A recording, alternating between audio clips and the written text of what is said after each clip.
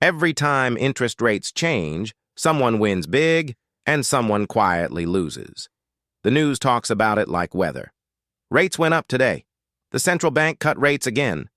Most people shrug, maybe complain about mortgages or credit cards, then go back to their day. What almost nobody realizes is that these small percentage changes are levers. Levers that decide who gets wealthy, who stays stuck, and how hard your financial life will feel over the next few years. You're told it's complicated, that only economists and experts can really understand it, that rates move because of macro conditions, inflation expectations, and phrases that sound like they were designed to make you tune out. But underneath the jargon, the mechanism is simple. Interest rates are prices. The price of time, the price of risk, and the price of control. Once you see how those prices are set and who they really serve, you stop hearing rate changes as background noise and start seeing them as signals in a game designed above your head. Imagine this. You're making breakfast, the TV is on in the background. A serious voice says, the central bank cut interest rates by 0.5% today to stimulate the economy. You look at the screen for half a second, then go back to buttering toast. It feels distant, abstract. It doesn't feel like your life just changed. But it did, because that rate they're talking about isn't just some number. It's the base layer of what your credit card will charge you, what your mortgage will cost, how much your savings will earn, and how expensive your government's debt will be. It's like changing the gravity in the financial world. You can't see it, but you feel it in everything. At its core, an interest rate is simple. It's the price of borrowing money and the reward for lending it. If you borrow, you pay. If you lend or save, you should earn. In theory, that sounds fair. In practice, the numbers are twisted. There's the official rate, the one central banks announce. Then there are the rates you actually live with. 18% on your credit card, 7% on your car loan, 5% on your mortgage, 0.5% on your savings. The gap between what the central bank sets and what you experience is where banks make their living. Think of that headline rate as the floor of a building. Banks build the rest of the structure on top of it, floor by floor. Each floor is a layer of spread, markup, and risk premium. By the time you get to the roof, your credit card rate, you're looking down from 20 stories up, wondering how the number got so high. And that's just the basic picture. To really understand how deep this goes, you have to look at who gets to touch the dial. You're told rates are set to help the economy. But which economy? Central banks don't randomly pick numbers. Their main job is to manage inflation and keep the financial system stable. When the economy is overheating, prices rising too fast, speculation everywhere, people borrowing like there's no tomorrow, they raise rates to cool things down. When everything slows, jobs disappear, businesses struggle, people stop spending, they cut rates to encourage borrowing and keep money flowing. Sounds noble, but here's where it gets interesting. The economy isn't one group, it's layers. On the top layers are governments, big corporations, institutional investors. Below them are banks, lenders, and large asset owners. And at the very bottom sit regular people trying to pay bills, buy homes, and save something for later. When the central bank nudges rates up or down, each layer feels it differently. Low rates are a gift to big borrowers. Governments can finance massive deficits more cheaply. Corporations can issue bonds at low cost and use the money to buy back their own stock. Investors can borrow cheaply to leverage their bets. Meanwhile, ordinary savers watch their deposit returns evaporate. High rates, on the other hand, help those who already hold cash or safe assets. They can park money in bonds and collect interest, while everyone else struggles with more expensive debts and tighter job markets. So when you hear, we're raising rates to fight inflation or we're cutting rates to stimulate growth, you should immediately ask, growth and stability for who? Relief for who? Pressure for who? Because the same 1% move that sounds like an abstract policy decision is a direct rebalancing of power between savers, borrowers, workers, owners, and the institutions that sit above all of them. And this is where the game gets darker. Low interest rates feel like a win at first glance. Loans are cheaper. Mortgages become more affordable. Car dealerships advertise low monthly payments. Credit card companies tempt you with balance transfers and special promo rates.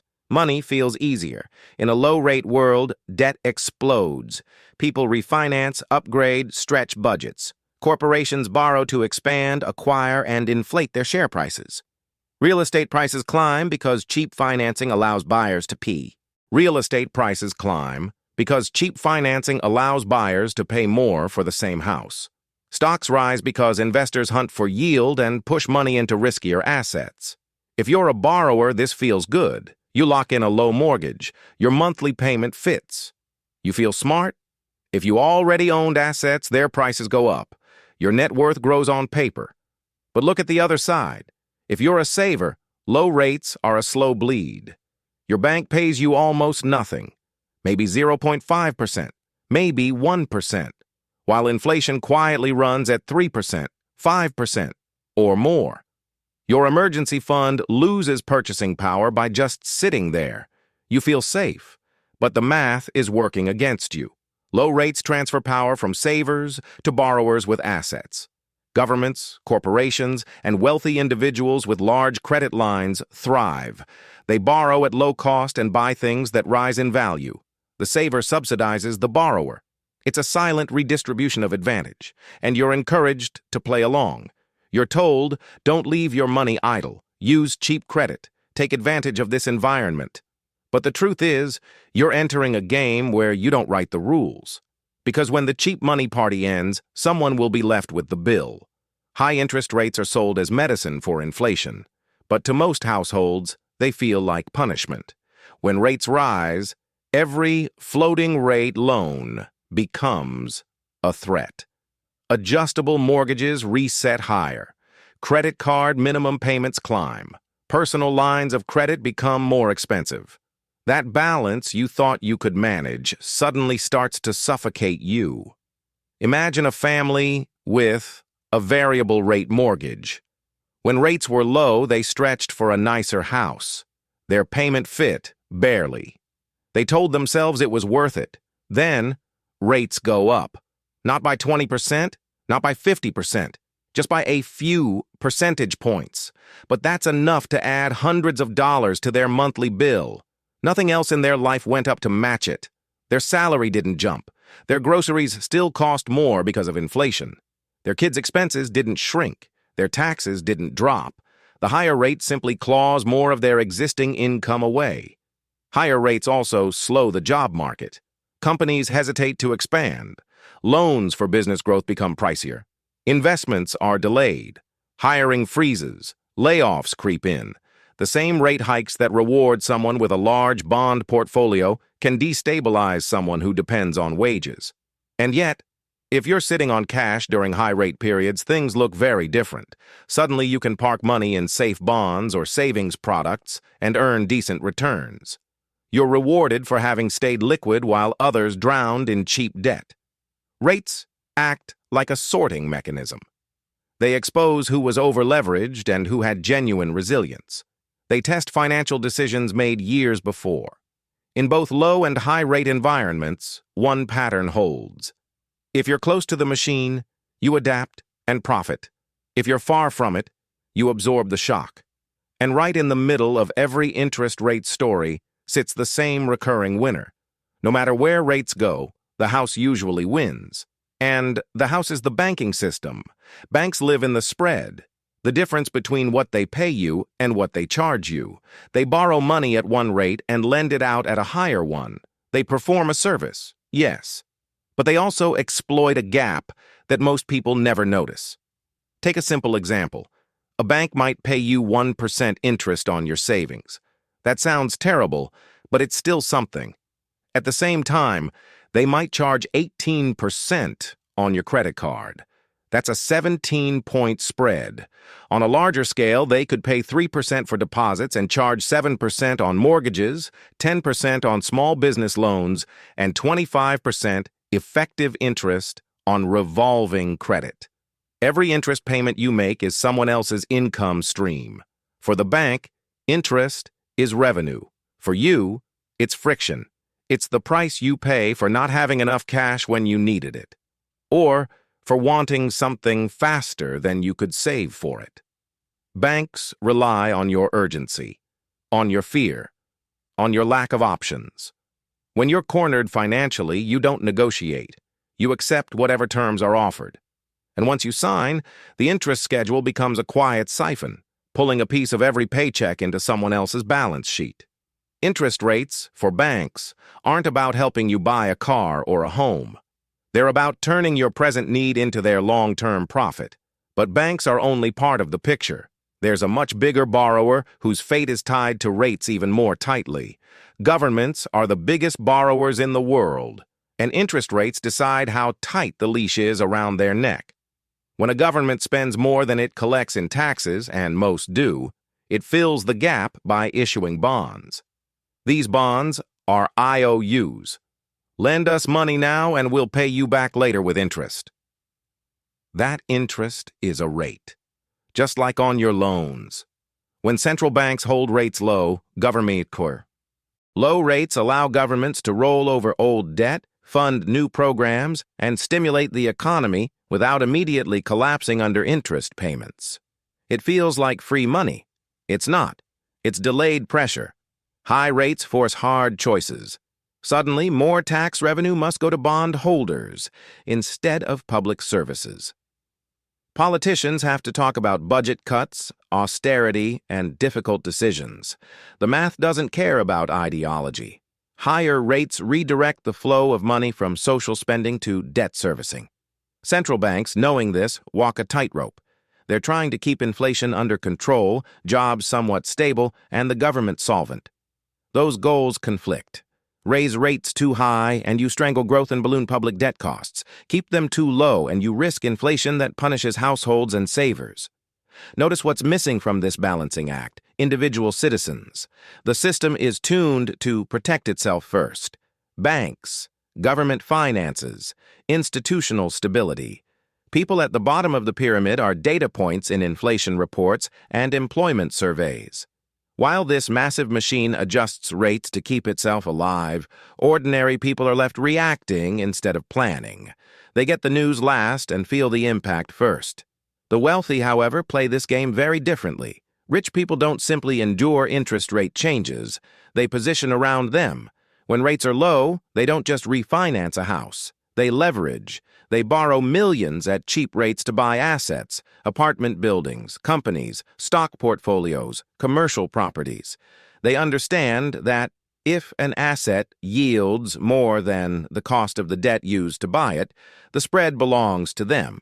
They know cheap money is rocket fuel if deployed correctly. They lock in long-term loans at low rates, then sit back as inflation lifts rents, asset prices, and profits, while their borrowing cost stays fixed. When rates start to rise, they shift. They move more money into bonds, fixed income, and instruments that now pay attractive interest. They reduce exposure to over-leveraged bets. They use cash reserves to buy from people forced to sell. They treat interest rates like tides pulling capital from one beach to another. To them, interest isn't just something they pay.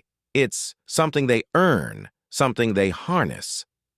Meanwhile, the average person hesitates to invest in a simple index fund because it feels risky, but signs up for a 20% interest credit card because everyone has one.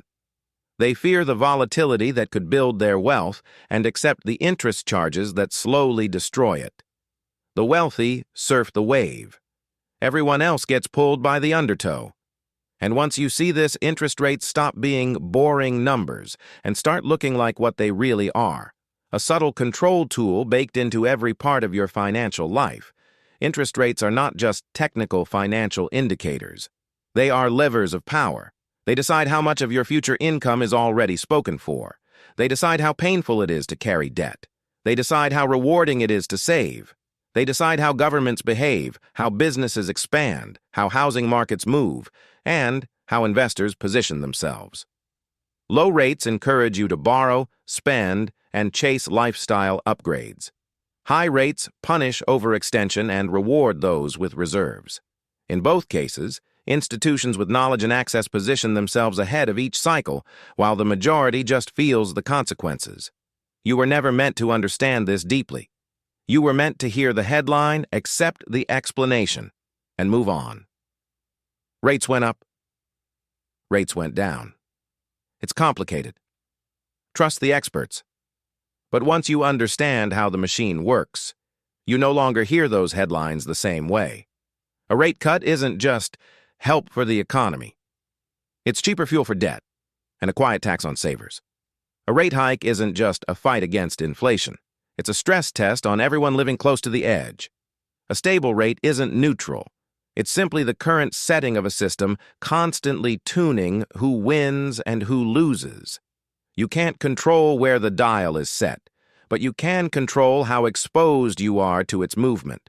You can decide whether interest is something that bleeds you or feeds you. You can choose to stop being surprised every time the number changes, and instead read it for what it really is. A signal. A signal that tells you which way the tide is moving, and whether you're standing on wet sand or already learning how to surf.